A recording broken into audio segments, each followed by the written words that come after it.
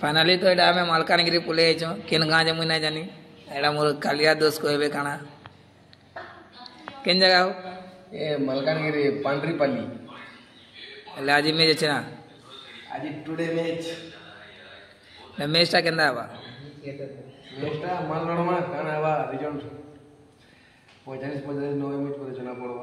लाने देखो बिजी अछन के मोबाइल सब पिला रहे देखि पड़थिबो रोहित भाई कोन कोई बात चाहू जो भाई से तो बहुत दिन ना बैठ गाटली बहुत खुशी लागु छै भाई से तो ई दिन 1 मंथ 1 इयर्स पर बैठ गाडी छै बहुत खुशी लागु छै नेक्स्ट टाइम खेलबो नेक्स्ट फाइनल मैच आउट कर बैठ गाडी खाइ छै आम टीम रेडी करे ग्राउंड के प्रवेश करना किसी समय पर मैच स्टार्ट होगा जेंटा कि आम टीम टा होचे रोमन 11 जेंटा कि हमर अगेंस्ट टीम भी रेडी गलाना किसी समय पर मैच स्टार्ट होगा जेंटा कि माथली एफसी एबेगा जे मैच टा चली थिला रोमन 11 वर्सेस माथली एफसी जेंटा कि मैच टा 2-2 गोरे ड्रॉ होइछि मैच टा